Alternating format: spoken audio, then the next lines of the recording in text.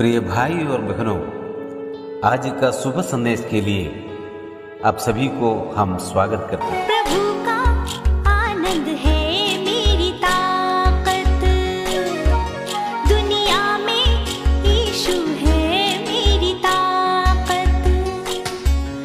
प्रभु का आनंद है मेरी ताकत, दुनिया में यीशु है मेरी ताकत। वो मेरा आनंद हर एक दिन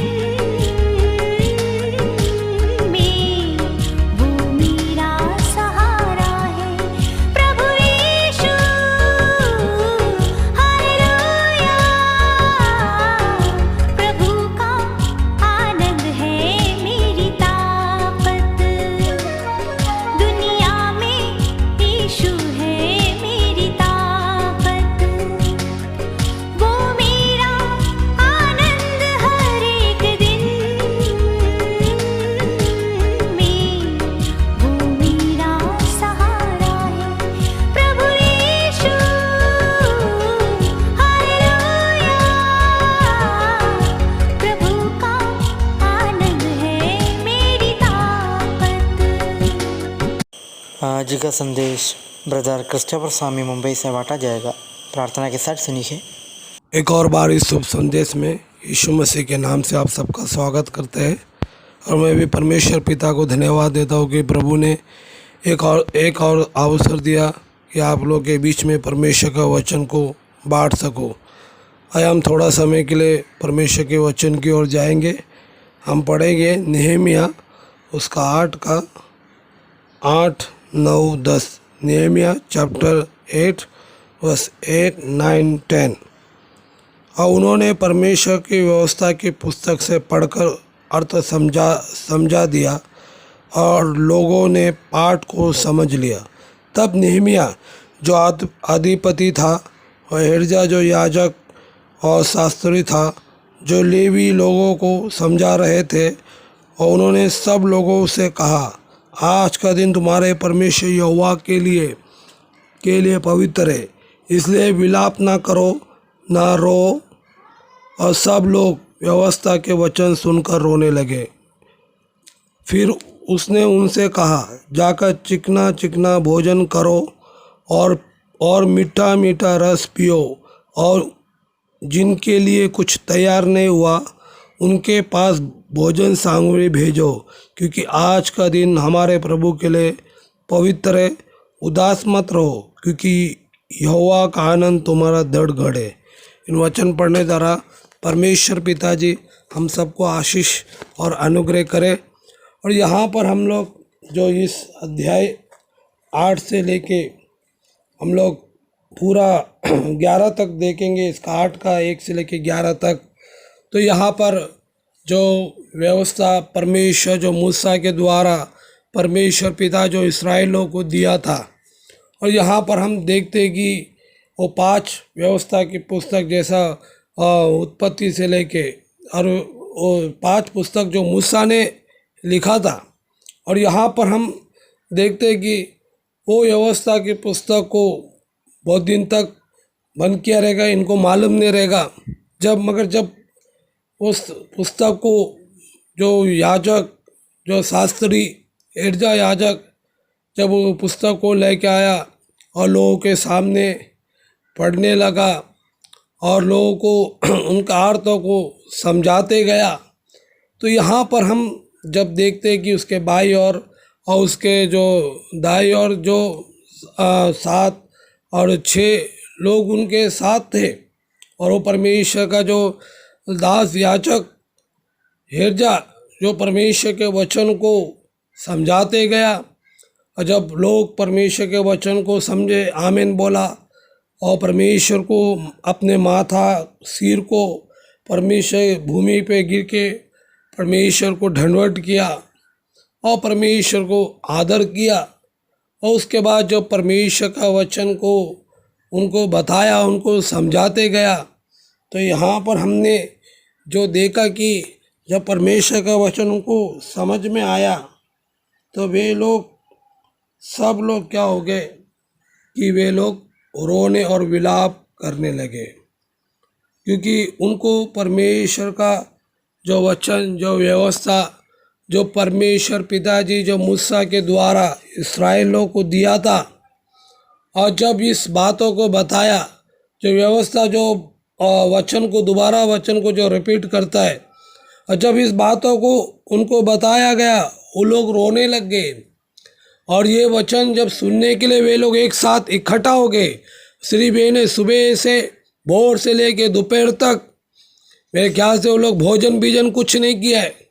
वे प्रभु का वचन को सुनने के लिए, प्रभु का वचन को जब वे लोग सुने तो वचन उनके हृदय में छिद गया और वे रोने लगे, विलाप करने लगे और परमेश्वर के वचन को समझने लगे। हमारा जीवन और वचन का जीवन में कितना फ़र्क है, इस बातों को वे लोग समझने लगे। और भोर से लेके और दोपहर तक वे लोग परमेश्वर का वचन को सुनते गए। उनके भूख जो बढ़ते गया, उनके वचन का भूख को बढ़ते गया। और यहाँ पर हम देखते कि एक मन हो के वे लोग आए और परमेश्वर के वचन को सुनने के लिए, उसके वचन को लोग पवित्र आत्मा के द्वारा समझा। जब इस आत्मा के द्वारा समझा, उनके हृदय में गया, वे विलाप करे, रोने लग गए।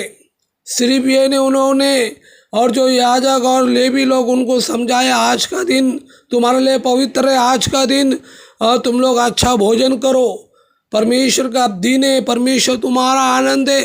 वे तभी भी वे विलाप करते रहे। और लेवी जो मंदिर में सेवा करते, वे लोग परमेश्वर का लोगों को शांत करते गया। प्रिय जनों, यहाँ पर इस अध्याय में हम देखते कि परमेश्वर का वचन हमारे जीवन में एक बहुत महत्वपूर्ण है। उसको समझने चाहिए, उसके अनुसार हम चलने चाहिए। परमेश्वर का वचन हमारे हृदय में जाने चाहिए। ऐसा मुझे याद आता कि जब पतरस ने प्रचार किया और 3000 लोग को उद्धार पाया और परमेश्वर का वचन उनको छीद गया। क्या आज जो परमेश्वर का वचन हम सुनते, क्या हमारे हृदय में जाता है कि सिर्फ बाहर से हम ऐसा सुन के छोड़ देते? क्या हमारे हृदय में जाने के बाद क्या हमारे अंदर रोनेपन आता है? क्या हमारे अंदर उदासपन आ जाता है? क्या परमेश्वर का वचन को सुनते जैसे इस्राएल लोग ने, परमेश्वर का लोगों ने प्रभु का वचन को सुना तो इनके हृदय को छीद गया। वे रोने लगे, विलाप करने लगे। और कोई प्रियजन जाता उसके लिए विलाप करता, ऐसा वे विलाप करने लगे, क्योंकि परमेश्वर का वचन धोधारी तलवार है। आज भी हम परमेश्वर का वचन को कितना महत्वपूर्ण देते? क्या हम अपना पर्सनल में हम वचन को पढ़ते? क्या हम जब बाइबल स्टडी होता है और हमको समझाया जाता है, क्या हम उसको अपने जीवन में लागू करते? क्या वचन हमको रुलाता है? एक वो परमेश्वर का वचन जो इंसान को बदलने वाला है वचन। और यहाँ पर भी जिस प्रकार दाऊद बोलता है, तेरे वचन को मैं अपने हृदय में रखा, पाप नहीं कर सकूं। और परमेश्वर का वचन हमारे जीवन एक महत्वपूर्ण है, क्योंकि प्रभु यीशु मसीह बोला है कि आदि वचन था, वचन परमेश्वर के साथ था, वचन ही परमेश्वर है। और परमेश्वर जो है हमसे वही चाहता है कि जो उसका वचन परमेश्वर ने जैसा मूसा के द्वारा इस्राएलियों को दिया, उस व्यवस्था को दिया, आज वो परमेश्वर का वचन हर एक भाषा में हमको मिला है कि वो वचन को हम पढ़े, उस वचन को हमारे जीवन में लागू करें। उस वचन हमारे हृदय को छीदने चाहिए, वो वचन हमारे हृदय में परिवर्तन आने चाहिए। वचन सुनने के बाद उस वचन के अनुसार हम अपने जीवन में चलने चाहिए। और यहाँ पर हम देखते हैं कि इस बातों को सुनते हुए लोग रोने लगे, और सुबह से भोर से लेके और दोपहर तक वे परमेश्वर के वचन को सुने, वे परमेश्वर के वचन के ऊपर कान लगाए, वे परमेश्वर के वचन को समझ गए। क्या आज हमको थोड़ा समय प्रभु का वचन में बैठने के लिए जब थोड़ा समय निकल जाता तो हम अपने मनों में कुछ ना कुछ बोलते, मगर याद रखो कि परमेश्वर का वचन के लिए लोग भूखता। मगर वचन ऐसा बोलने चाहिए कि वे भी समझ सके और वे समझने वाला जब समझता है तो उनका भूख और बढ़ता है। परमेश्वर का वचन हमारा आत्मिक मन्ना है। हर दिन हम इस मन्ना को खाने चाहिए, हर दिन इस वचन को पढ़ने चाहिए, हर दिन हम परमेश्वर का वचन के अनुसार हम जीवन को जीने चाहिए। और जैसा बाइबल स्टडी होता है हम उसमें भागीदार होने चाहिए, क्योंकि ये वचन हमको परमेश्वर के करीब लेके जाता है। ये परमेश्वर का वचन है। और जहाँ पर हम देखते हैं कि ये लोग एक मन होके इकट्ठा हो गए। जब हम परमेश्वर का वचन सुनने आते हमारे मन में एक मन होना चाहिए। और उस वचन को जब हम सुनते 3000 लोग ने पतरस ने प्रचार के एक मन होके सुना, वो वचन उनके हृदय में छिद गया और उनको समझ में आया और बोला भाई हम क्या करने चाहिए। और वहाँ पर हम देखते कि लोग बोला प्रभु के ऊपर विश्वास कर। और वहाँ पर हम देख 3000 लोग प्रभु में आया, प्रभु का कलीसिया का स्थापना हो गया। प्रियजनों, आज भी ये परमेश्वर का वचन हमको पहले स्थान देने चाहिए और उसके अनुसार हम चलने चाहिए। वो आत्मिक मन्ना को हम दिन प्रतिदिन खाने चाहिए, उसको पढ़ने चाहिए और उसमें हम लोग बढ़ोतरी होने चाहिए। तो प्रभु करे वचन सुनने के द्वारा, पढ़ने के द्वारा परमेश्वर पिता उसके आत्मा के द्वारा हम सबको सहायता करे कि आने वाले दिनों में हम वचन को सुनते हुए वचन हमारे हृदय को छिद हुए। जैसे इस्राएल लोग रोया, ऐसा हम प्रभु के सामने अपने आंसू को बहा के अपने जीवन को परिवर्तन करते हुए उसके अनुसार हम लोग जीवन को जिए। प्रभु करें वचन के द्वारा, सुनने पढ़ने के द्वारा परमेश्वर पिता हम सबको आशीष करे। प्रभु के बड़े धन्य नाम की महिमा हो। आमीन।